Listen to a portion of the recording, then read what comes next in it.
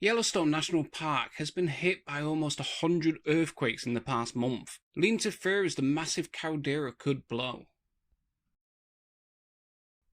Yellowstone volcano has always been a seismically active area, but the best part of 100 tremors and in 28 days will only raise fears. In total, 94 quakes have hit the national park in Wyoming, prompting experts to keep an eye on the area. All of the quakes have been relatively small, with the largest registering as a 2.4 on the Richter scale. One coming on July 28th, and then again on June 15th. But some experts warn that sometimes the size of the earthquakes is irrelevant, but the quantity of them could be more of a forewarning. It is said that a spat of small earthquakes around the volcano usually signifies that magma and gases beneath the surface are beginning to navigate their exit. If you get swarms under a working volcano, the working hypothesis is that magma is moving up underneath there. However, others disagree about whether an earthquake swarm near the volcano could be a sign of things to come. However, it is believed that this is just part of the natural cycle for Yellowstone. Earthquake swarms are fairly common in Yellowstone. Plus, there is no indication that this swarm is relative to magma moving through the shallow crust.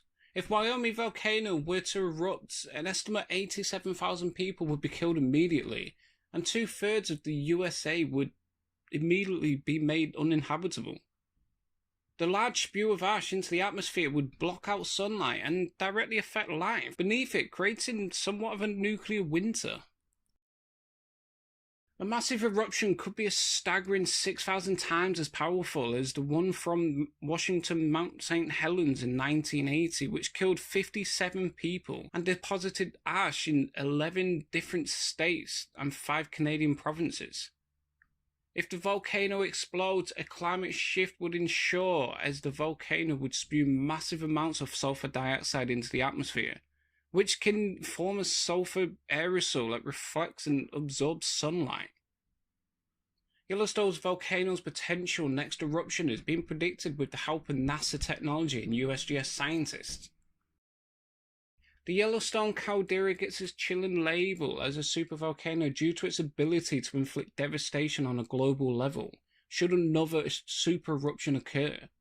Satellite images taken by the Advanced Spaceborne Thermal Emissions and Reflective Radiometer are helping scientists to identify hotspots and rising magma to warn of any future events.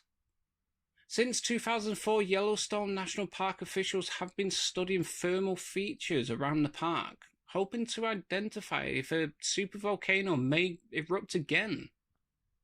Now, though, thanks to the help of NASA, they can get a real-time information revealed any signs of a sudden rise in temperatures below the surface. It is said that this is technology and data that could be applied to any geothermal and volcanic areas around the world to monitor eruptions and maybe even predict volcanic activity. Most volcanoes aren't monitored until they erupt, so maybe we should be monitoring beforehand to really get a better idea of the volcano lifestyle and how they differ from each other. To take data manually is difficult, especially with Yellowstone, because it's such a huge area. It becomes hard work and very time consuming. The researchers use thermal imaging from space to monitor roughly 10,000 geothermal features of the Yellowstone region. They take images overnight to prevent picking up heat from reflected rocks. They then study them to identify any areas of concern. A super eruption at Yellowstone has occurred 3 times in history. As we know, it's 2.1 million years ago, 1.3 million years ago, and 640,000 years ago. Which has led to suggest another one that is overdue. However, researchers working for the USGS have stated that this theory couldn't be further from the truth. First of all, one cannot present reoccurrence intervals based on only 2 values. It would statistically be meaningless. But for those who insist, let's do the arithmetic. The 3 eruptions occurred 2.1 million years ago, 1.3 million years ago, and 0.64 million years ago. The 2 intervals are thus 0.8 and 0.66 million years ago, averaging to a 0.73 million year interval.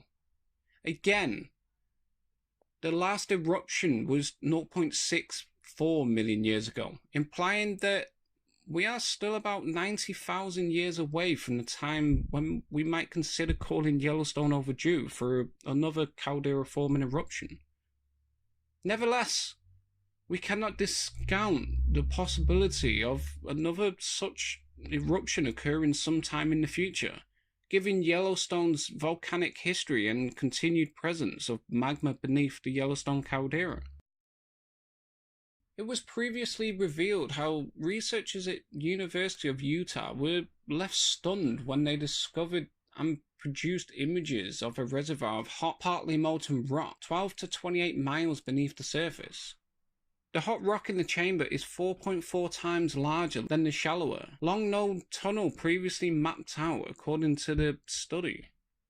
It is said in 2015, for the first time, we have imaged the continuous volcanic plumbing system underneath Yellowstone. That includes the upper crustal magma chamber we have seen previously, plus the lower crustal magma reservoir that has never been imaged before, and that connects the upper chamber to the Yellowstone hotspot plume below. Despite popular beliefs, these magma chambers are not full of molten rock ready to erupt. Instead, it is mostly solid and sponge-like rock with pockets of magma.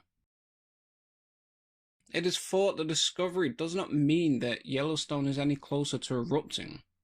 The magma chamber and reservoir are not getting any bigger than they have been. It is just that we can see them better now using new techniques. It gives a better understanding of Yellowstone's magmatic system. Now, using new models, it's better to estimate the potential seismic and volcanic hazards of Yellowstone. But what are your thoughts? I mean, would we really be told if Yellowstone was to erupt? Are the USGS right? Or maybe there's something we haven't learned about Yellowstone. Maybe Yellowstone is quite erratic. Please let us know your thoughts in the comments below. Until next time.